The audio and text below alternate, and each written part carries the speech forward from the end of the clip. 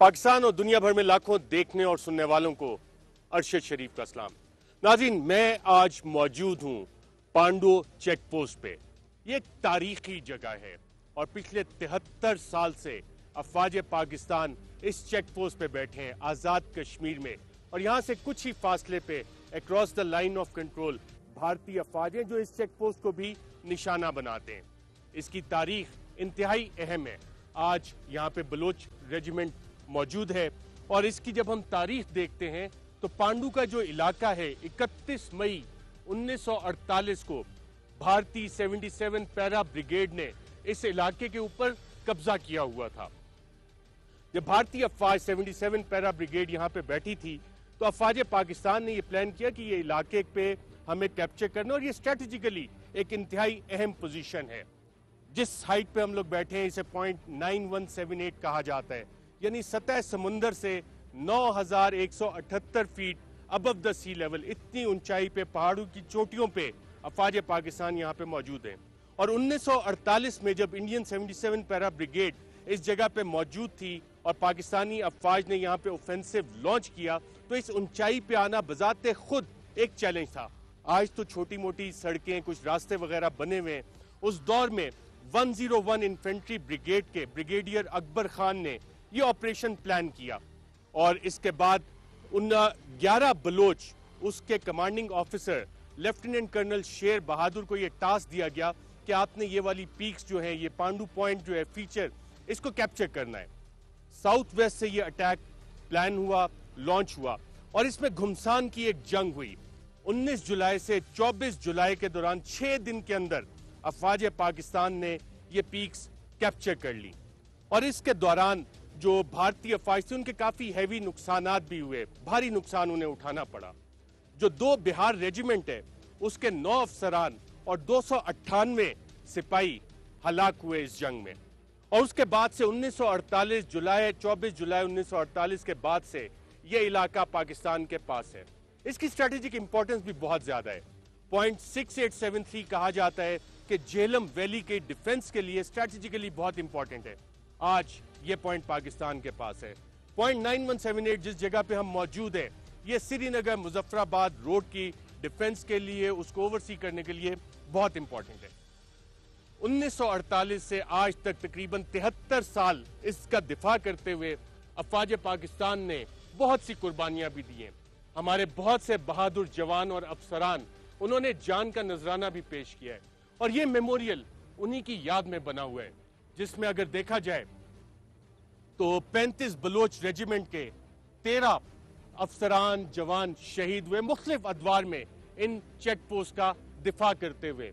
और इस पे जो अल्फाज लिखे हुए हैं वो इंतहाई अहम है कि 35 बलोच रेजिमेंट के मुजाहिदीन जिन्होंने अपना आज सरजमीन पाक के कल के लिए कुर्बान कर दिया, उनकी शहादत हमारे लिए तमन्ना बन गई और इनकी कुर्बानी हमारा अज़्म इस अर्ज़ खुदादाद ने जब भी पुकारा सर हथेली पे लिए चले आएंगे। और ये दास्तान सिर्फ 35 बलोच रेजिमेंट की नहीं है। 17 FF 2005 का जब जल्जला आया तो 45 जवान इस इलाके में, 45 जवान और अफसरान शहीद हुए इसी जगह पे जब जल्जला आया।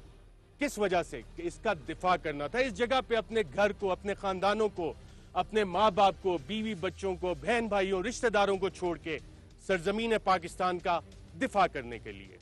और ये कुर्बानियों की जो दास्तान है, 11 NLI battalion, northern light infantry battalion, उसके शौदा ने भी अपने खून से रकम की, अपना आज पाकिस्तान के कल के लिए कुर्बान किया।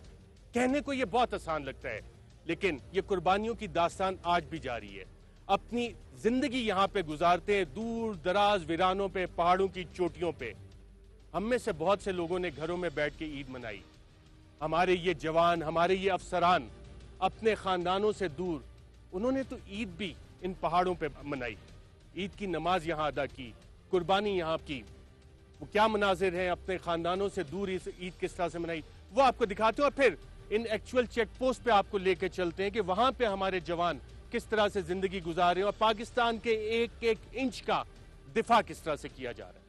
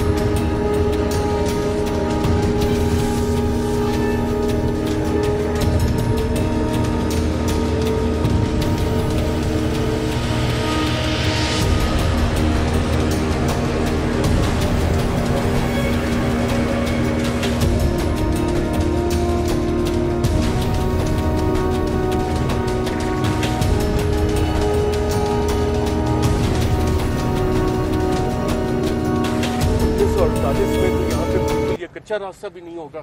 बिल्कुल कोई रास्ते नहीं थे और ये वो जांबाज थे जो कि इन पहाड़ियों के ऊपर चढ़ते हुए यहाँ पर आए और इन्होंने दुश्मन को यहाँ से निकाला। और पहाड़ी पे जब चढ़ के आए, एक तो अपना वेपन भी आप कैरी कर रहे होते हैं, कंप्लीट इक्विपमेंट, राशन इक्विपमेंट, तो कितना वेट होता है जब आप ये पहाड़ी चढ़ रहे होते हैं? एक सोल्जर ऑफिसर कितना वेट कैरी करके ला रहा होता है अंदाजन?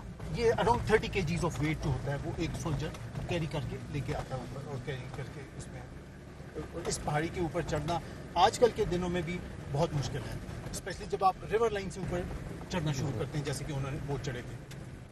और इसके लिए तो एक्सट्रीम फिटनेस चाहिए होती है। इस्लामाबाद में अक्सर लोग वेट और हेल्दी रहने के लिए ट्रेल 3, ट्रेल 5 पे जा रहे होते हैं और 3 किलोमीटर बड़ी मुश्किल से चढ़ पाते हैं। और इन इलाकों में 30 kg वेट लेके चलना, वेपन्स उठाना, राशन कैरी करके इन हाइट्स पे पहुंचना, और साथ एनिमी 1948 को अगर आप इमेजिन करें कि इस हाइट्स पे बैठा हो, उसे डिसलोकेट करना और यहाँ पे अपनी पोजीशंस कायम करना, ये वो तारीखी बाब है पाकिस्तान का जो हमेशा सुनहरी हरूफ से लिखा जाता है और आज भी 73 साल बाद याद किया जाता है।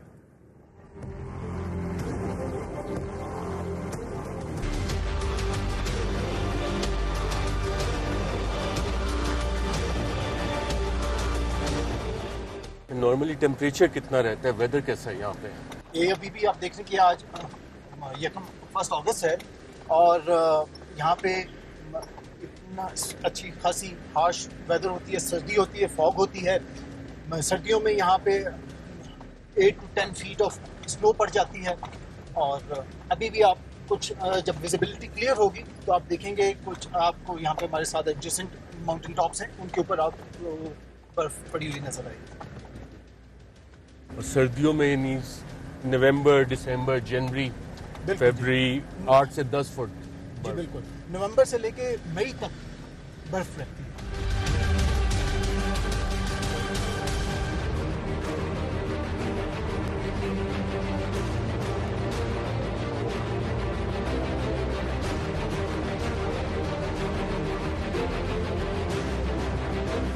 ये अभी हम शोधाए पांडु के कब्रिस्तान पे पहुंच चुके हैं।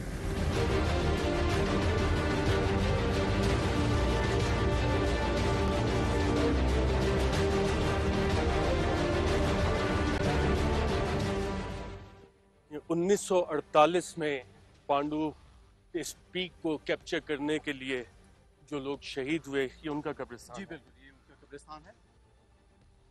नाज़रीन, खुशी के मौके पे अपने प्यारों को याद किया जाता है और इस खुशी के मौके पे हम अपने पांडु पीक पे जो जवान हमारे शहीद हुए उनके लिए दुआ करने आज यहाँ पे मौजूद हैं।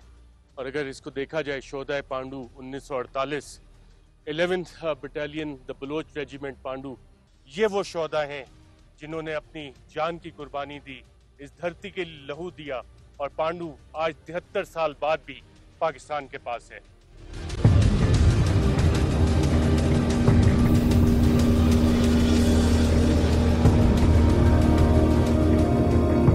ये शोहदाए पांडु की यादगार है और इस पे जिस सूरह अल बकरा की आयत का तर्जुमा लिखा हुआ है वो इंतहाई अहम है। और जो लोग अल्लाह की राह में मारे गए उन्हें मुर्दा मत कहो, बल्कि वो जिंदा हैं लेकिन तुमको शऊर नहीं। जब कुरान पाक ये कहता है तुमको शऊर नहीं, तो जो लोग शहीद हुए, वतन की राह में शहीद हुए, वो ताहयात जिंदा रहते हैं।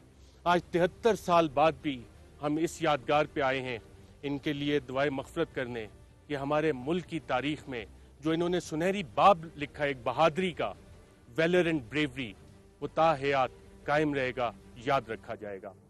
और जो लोग हम में से चले जाते हैं, वतन के लिए कुर्बान होते हैं, हम लोग घरों में बैठे होते हैं, बड़े आराम से ज़िंदगियां गुजार रहे होते हैं, शायद एहसास भी नहीं होता कि जिन लोगों के प्यारे चले जाते हैं, जवान बेटा चला जाता है, जो माँ कुर्बान करती है, उस माँ की ईद कैसे गुजरती होगी, उन लोगों की ईद कैसे गुजरती होगी। लेकिन ये वो जज्बा है जिसके तहत अपने जवान बेटे वतन में अफवाज पाकिस्तान में भेजते हैं। कोई समुद्रों में पाकिस्तान नेवी में बैठ के पाकिस्तान की समुद्री सरहदों की हिफाजत करता है, कोई पाक फजाइया में बैठ के हमारी हवाई फजाओं की हिफाजत करता है और कोई बैठ के पाकिस्तान के इंच इंच का दिफा कर रहा होता है।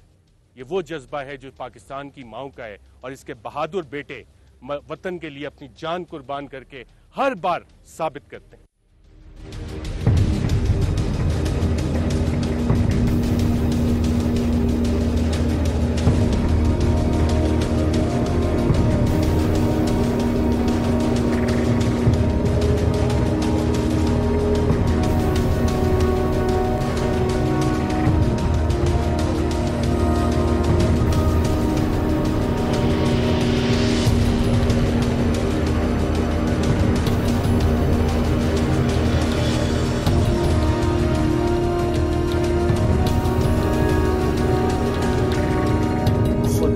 ऑफिसर्स भी अफवाज पाकिस्तान का हिस्सा थे और जब ये ऑपरेशन लॉन्च हुआ बहरहाल जनरल ग्रेसी ने ब्रिटिश आर्मी ऑफिसर्स से उनको विड्रॉ कर दिया और उसके बाद लेफ्टिनेंट कर्नल शेर बहादुर उन्होंने 11 बलोच की कमांड कर दी।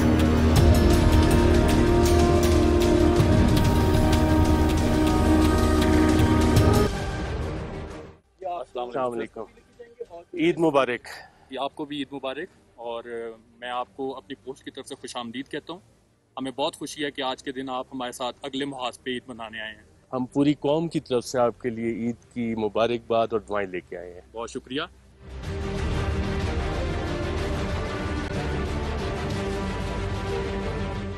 तो यहाँ अभी भी फायर आता है एनिमी साइड से? जी, यहाँ पे फायर आता है, अक्सर एनिमी की इश्तियाल अंगेजी होती है, लेकिन हम हरदम तैयार रहते हैं और एनिमी को मुंह तोड़ जवाब दिया जाता है।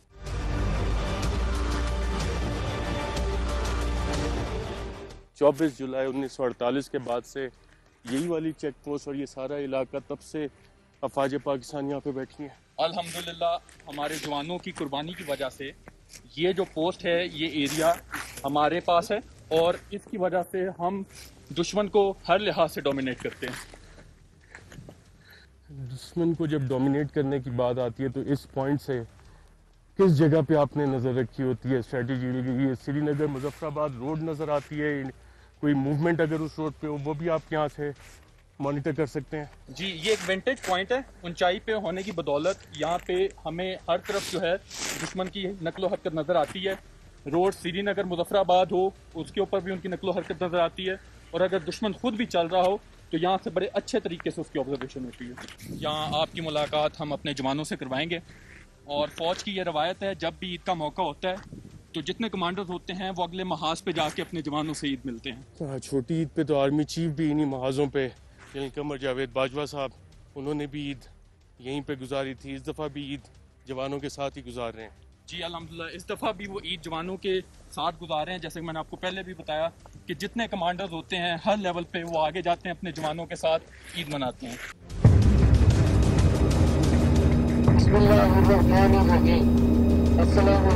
ईद के इस खूबसूरत मौके पर पाक फौज के नाम चीफ ऑफ आर्मी स्टाफ का पैगाम।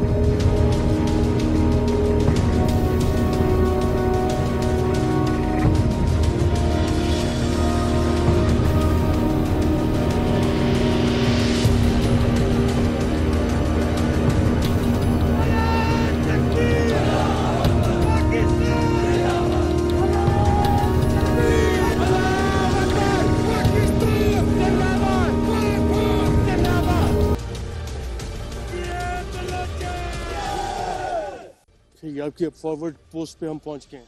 जी, ये हमारी फॉरवर्ड पोस्ट है। यहाँ से दुश्मन को हम देखते हैं, यहाँ पे हमारे जवान तैनात हैं, दुश्मन पे नज़र रखी जाती है और अगर दुश्मन कोई भी ऐसी हरकत करता है जो काबिल कबूल नहीं है तो यहाँ से भरपूर जवाब दिया जाता है। पूरी कौम की तरफ से हम आपके लिए ईद की मुबारकबाद लेके आए हैं। ईद आप लोग अपने घर वालों से दूर गुजार रहे हैं, लेकिन कौम की पूरी दुआएं, नेक तमन्नाएं सब आपके साथ हैं।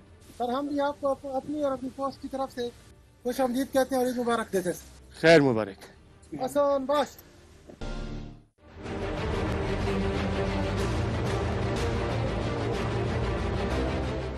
यहाँ से हमें क्या नजर आ रहा है? अभी तो फिलहाल ये विजिबिलिटी है। अगर आप अपने बिल्कुल सामने देखें तो एक आपको रिज लाइन नज़र आ रही है और उस रिज लाइन के ऊपर आपको जंगल के बीच में कुछ तामीरात नज़र आ रही होंगी। ये जो तामीरात है ये दुश्मन की पोस्ट है और इसके इस तरफ, जंगल के इस तरफ हमारी पोस्टें हैं। और अगर आप दूर देखें तो वादी में आपको कुछ आबादी नज़र आ रही होगी। वो जो आबादी है वो उड़ी शहर है और अगर उसी के फुट हिल्स में आप देखें तो आपको एक वाटर रिजर्वायर भी नजर आ रहा होगा वादी में जी। ये जो है वो उड़ी डैम है। ये सीज फायर लाइन जो है वो यहाँ से कैसे डिमार्केट होगी या पता लगेगा कि ये सीज फायर लाइन है? अभी ये जहाँ पे हम खड़े हैं ये हमारी पोस्ट है। आपको मैंने दुश्मन की पोस्ट बताई, वो जो सामने रिज नजर आ रही है बिल्कुल उस पे दुश्मन की पोस्ट है। ये बीच में एक नाला गुजर रहा है, ये जो नाला है ये एलओसी है। ये एलओसी आगे जाके मिलती है दरियाए जेहलम में। अगर आप वो रोड देखें तो उसके साथ साथ दरियाए जेहलम गुजरा है जो कि यहाँ से नजर नहीं आ रहा। तो यही जो है हमारी एलओसी है। और नाज़रीन, सीज फायर लाइन जो इसको कहा जाता है, ये 31 दिसंबर 1948 को भारत जब भागा भागा अक़वाम मुत्तहिदा के पास गया तो उस वक्त ये फैसला हुआ कि जहाँ जहाँ दोनों ममालिक की फोर्सेस हैं वहीं पे रुक जाएं और इसको सीज फायर लाइन का नाम दे दिया गया। और फिर शिमला मुआहदे के बाद इसे लाइन ऑफ कंट्रोल का नाम दिया गया। लेकिन 5 अगस्त की जो भारतीय अफवाज की कार्रवाई है, भारतीय हुकूमत की कार्रवाई है, उसके बाद अब ये एक बड़ा सवाल इंटरनेशनली भी पैदा हो गया है कि क्या शिमला एग्रीमेंट की वायलेशन हुई, क्या लाइन ऑफ कंट्रोल आज भी एग्जिस्ट करती है या कि अब ये एक सीज फायर लाइन है। और इस सीज फायर लाइन के अक्रॉस भारतीय ऑक्युपाइंग फोर्सेस एक इलीगल ऑक्यूपेशन करके जो मुसलमान हैं मकबूजा कश्मीर में उन्हें महसूर रखा हुआ है। और आज लाखों मुसलमान मकबूजा कश्मीर में भारतीय फौज के तसल्लुत के नीचे महसूर होकर अपने घरों में ईद मना रहे हैं। तकरीबन 1 साल से कर्फ्यू नाफिज है, महसूर हैं। और वहाँ पे जो हालात हैं यहाँ से बैठ के हम अंदाज़ा नहीं लगा सकते। लेकिन जो मजालिम वहाँ पे ढाए गए हैं, जिस तरह से वहाँ पे पहले गन्स का इस्तेमाल किया गया है, कर्फ्यू में जो लोगों को निशाना बनाया गया है, ख़वातीन के साथ ज्यादती हुई है, बच्चों को घरों से उठा के तशद्दुद का निशाना बनाया गया है, आज भी हमारे कश्मीरी भाई वहाँ बैठ के हमारी तरफ देख रहे हैं कि हम इस पे क्या कर रहे हैं। और पाकिस्तान ने जितने भी इकदाम लिए और आइंदा भी लेने का इरादा है, उसमें एक जो मैसेज दिया जा रहा है, जो कश्मीर हाईवे था, इस्लामाबाद मरी एक्सप्रेस वे, उसका नाम अब श्रीनगर रोड रखा जा रहा है। और इसका मकसद क्या है? मकसद ये है कि ये पैगाम देना कि वायलेशन अगर मुआहदों की भारत ने की है तो श्रीनगर तक जो रोड है वहां तक हम पहुंचेंगे। और हमारा अज़म भी है, आज भी हमारा पूरा इरादा भी है कि हम भारतीय जो तसल्लुत कायम किया हुआ है, भारतीय ऑक्युपाइंग फोर्सेस है, उससे अपने कश्मीरी भाइयों को आज़ाद करवाएंगे।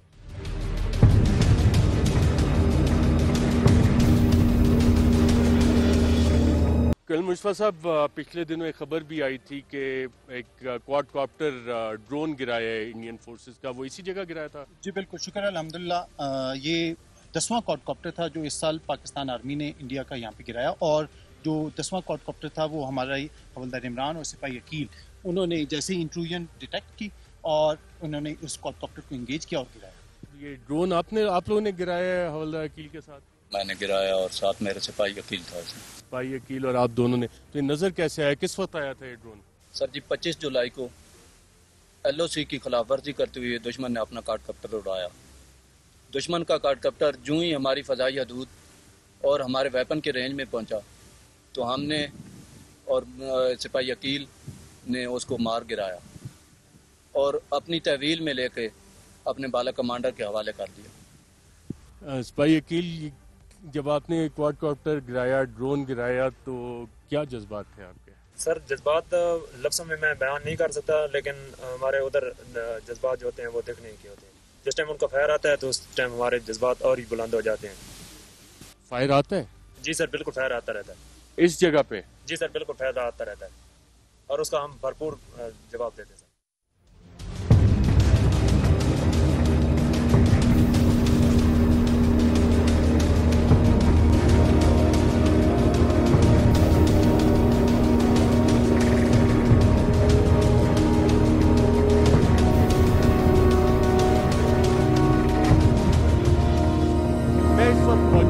अकबर पोस्ट पे।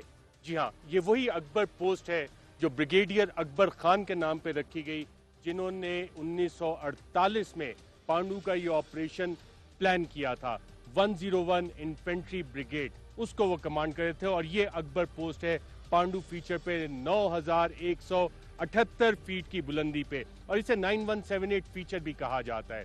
और अक्सर आप नाज़रीन जब खबरें देखते हैं कि भारत की फायरिंग की वजह से, सीज फायर लाइन की वायलेशंस की वजह से सिविलियन आबादी को निशाना बनाया गया, तो बिल्कुल जिस अकबर चेक पोस्ट पे मैं खड़ा हूँ, इसके सामने एक नलई गांव है, तकरीबन 70 के करीब यहाँ पे हमें घर नज़र आ रहे हैं, और उसके आगे बिल्कुल आप जब देखते हैं तो एक जंगल आपको नज़र आ रहा है। ये फॉरेस्ट 1 इंडिया के पास है और ये इंडिया का इलाका है। और इसके आगे जो इस चेक पोस्ट की हम अहमियत देखते हैं तो हमें बाकायदा तौर पे श्रीनगर मुजफ्फराबाद रोड भी नज़र आ रही है, और ये इसकी स्ट्रैटेजिक इंपॉर्टेंस है कि अगर वहाँ पे कोई भी मूवमेंट होगी तो आपको इस चेक पोस्ट से वो नज़र आती है। और कुछ ही फासले पे दूर आपको उड़ी डैम भी यहाँ से बिल्कुल नज़र आ रहा है कि वहाँ पे जो फीचर है। और जब जो मसला है कश्मीर का, वो इस जगह से आप बड़े वाज़े तौर पे समझ सकते हैं। जिस जगह पे मैं खड़ा हूँ अकबर पोस्ट पे, ये करीबी पहाड़ियाँ आपको पाकिस्तान के पास है, आज़ाद कश्मीर का हिस्सा है, और उसके दूसरी तरफ जो आपको आबादी नज़र आ रही है वो भारत के पास है। और बीच में आपको ये जो नाला नज़र आ रहा है जाता हुआ खलनई नाला, इसको सीज फायर लाइन कहा जाता है, जिसके उस तरफ कुछ भारत की पोस्ट है और इस नाले के इस साइड पे पाकिस्तान की, और ये वो डिवाइडिंग लाइन है जिसको सीज फायर लाइन कहा जाता है। और line of control Simla agreement के बाद इसका नाम दिया गया। भारत के जो इलीगल एक्शंस हुए 5 अगस्त के बाद, जब हम श्रीनगर मुजफ्फराबाद रोड को देखते हैं तो पाकिस्तान में जो इस्लामाबाद हाईवे है, कश्मीर हाईवे, मरी एक्सप्रेसवे, वहाँ से लेके इस सारे रास्ते का नाम, उन तमाम सड़कों का नाम, 125 किलोमीटर की सड़क का नाम श्रीनगर रोड रख दिया गया है। अब जब हम इस सारे इलाके को देखते हैं और सिर्फ एक डिवाइडिंग लाइन है, इसकी वजह क्या है? जब पाकिस्तान डिक्लेरेशन को नाज़रीन हम देखते हैं तो उसमें यह बाकायदा तौर पे फैसला हुआ था कि जो मुस्लिम मेजॉरिटी एरियाज होंगे, जहाँ पे मुसलमानों की अक्सरियत होगी, वो पाकिस्तान बनेगा। 1947 में पार्टीशन हुई, और पार्टीशन के बाद जो भारत के इस हवाले से अज़ाइम थे, लॉर्ड माउंटबेटन ने जिस तरह से पार्टीशन की और पाकिस्तान के साथ ज़्यादती की, आर्म्स, एमिनिशन, वो सारी चीज़ें, वही ज़्यादती जो लेगेसी ब्रिटिश एम्पायर ने छोड़ी, जो कॉन्फ्लिक्ट आज तक 73 सालों से चलता आ रहा है, वो उस पार्टीशन की वजह से था कि जो इलाके पाकिस्तान को मिलने थे वो पाकिस्तान को नहीं मिले, और डिवाइडेड कश्मीर जो है, जहाँ पे मेजॉरिटी मुस्लिम्स थे, उनको इंडिया के हवाले कर दिया गया। ना सिर्फ ये 26 अक्टूबर को महाराजा हरी सिंह ने जो मुस्लिम मेजॉरिटी एरिया है इंडिया के साथ एक्सेशन कर लिया और इंडियन अफवाज को वहाँ पे बुला लिया।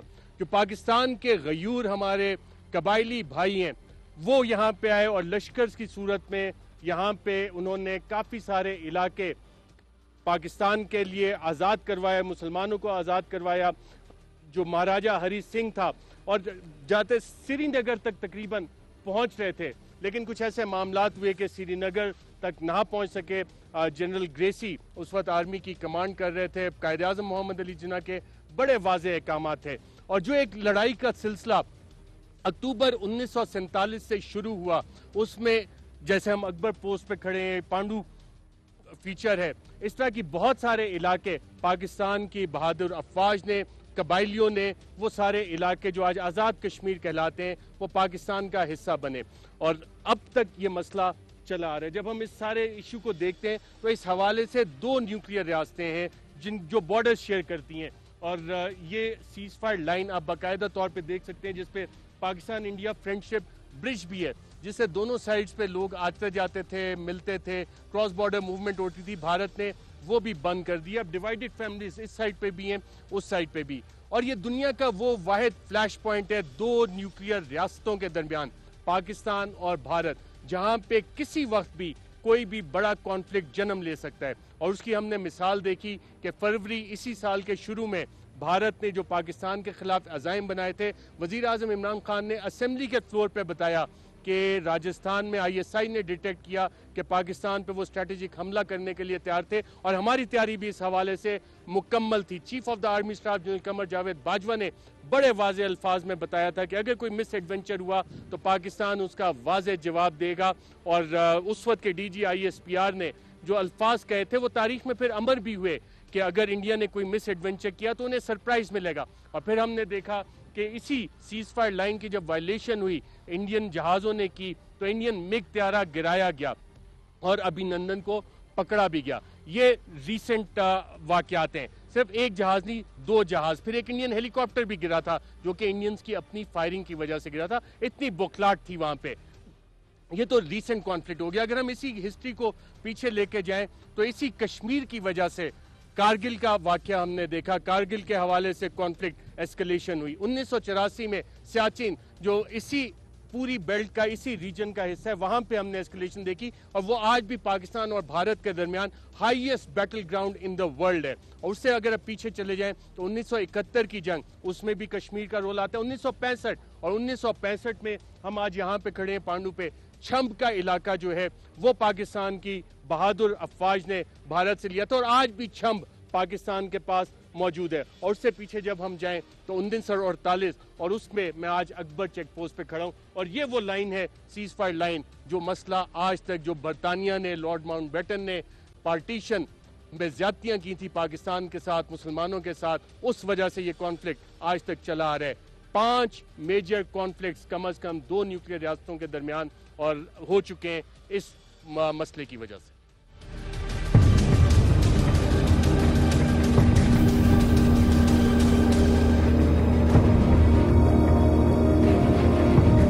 कल मुस्तफा साहब, पहला निशाने हैदर भी इसी जगह पे दिया गया था। जी बिल्कुल।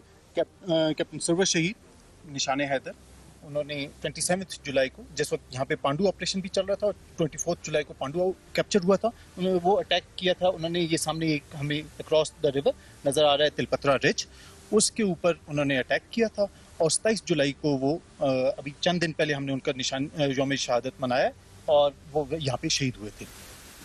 नाज़रीन, ये वो शहादतों की दास्तान है जिसकी वजह से ये इलाके आज पाकिस्तान के पास है।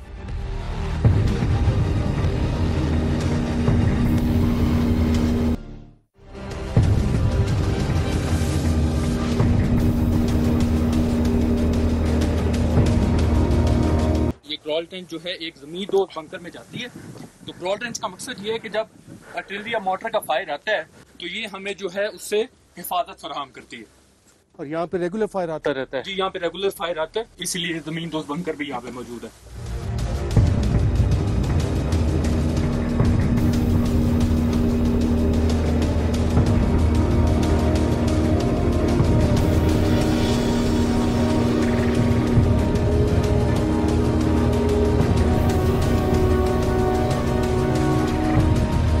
अस्सलाम वालेकुम ज़ुबैर साहब। अस्सलाम सर, ईद मुबारक। खैर मुबारक सर, आपको बहुत बहुत मुबारक सर। आपके घर वाले ईद कहाँ पे मना रहे हैं? मेरे घर वाले सारा ईद घर में ही मना रहे हैं, गांव में सर। उनके लिए कोई पैगाम? सर, उनके लिए दिल की अता रंग से ईद मुबारक। और उनके लिए पैगाम है कि आपके जो बेटे हैं, आपके जवान हैं, वो इधर सरहदों पर आपके लिए और वतन के लिए जान कुर्बान करने के लिए हाजिर है और मामूर खड़े हैं और बेफिक्र हो कि आप अपनी खुशियों को दुबाला करें। बहुत अच्छी बात की है ज़ुबैर ने। और हमारे जितने ये आज गाजी हैं जो वतन का दिफा कर रहे हैं, खुशियों के मौके पे अपनी खुशियां कुर्बान करके वतन के लिए इन अगले महाजों पे मौजूद हैं, अपने घर वालों को भी ये कह रहे हैं, जो इनका जज्बा है कि वो आप बड़े आराम से अपनी खुशियां मनाएं, हम आपकी खुशियों का दिफा करने के लिए यहाँ मौजूद हैं। और हमारे ज़ुबैर जैसे भाई अलर्ट किस वजह से बैठे रहते हैं? सिर्फ अगर हम साल 2020 के पहले 7 महीनों में जुलाई तक की सीज फायर वायलेशंस देखें तो जो डेटा अवेलेबल है उसके मुताबिक जनवरी में भारत ने, जिसको LOC कहते हैं, उसकी तकरीबन 186 सीज फायर वायलेशंस की, नहीं सिर्फ जनवरी के महीने में 186 दफा फायर वहां से इन पोस्टों की तरफ आया, सिविलियन आबादी की तरफ आया। अगर फरवरी के महीने को देखा जाए तो 231 दफा सीज फायर लाइन की वायलेशंस की, 231 दफा वहां से बम्बार्डमेंट हुई, शेलिंग हुई, फायरिंग हुई, सिविलियन आबादी को निशाना बनाया गया, हमारे इन जवानों को निशाना बनाया गया, हमारी पोस्ट को निशाना बनाया गया। मार्च में भी 231 वाकयात हमारे सामने आए। और जब हम अप्रैल की ये तादाद देखते हैं तो तकरीबन 286 सीज फायर वायलेशंस अप्रैल के महीने में हुई, मई के महीने में 282 सीज फायर वायलेशंस, जून में ये और ज्यादा बढ़ गई, 331 सीज फायर वायलेशंस भारत की तरफ से। और सीज फायर वायलेशन का मतलब क्या है कि सिविलियन आबादी को निशाना बनाया जा रहा है, इन चेक पोस्टों को निशाना बनाया जा रहा है। और सिर्फ जुलाई के महीना जब खत्म हुआ है तो तकरीबन 180 के करीब सीज फायर वायलेशन। और इससे हुआ क्या, जो हमारी सिविलियन आबादी है उसमें तकरीबन 150 सिविलियन कैजुअलिटीज हुई, जिसमें से कि 14 शहादतें थी, जिसमें 4 मर्द 5 खवातीन और 5 बच्चे शामिल थे और 135 सिविलियंस जख्मी हुए, जिसमें मुख्तलिफ बुलेट इंजरीज उनको लगी।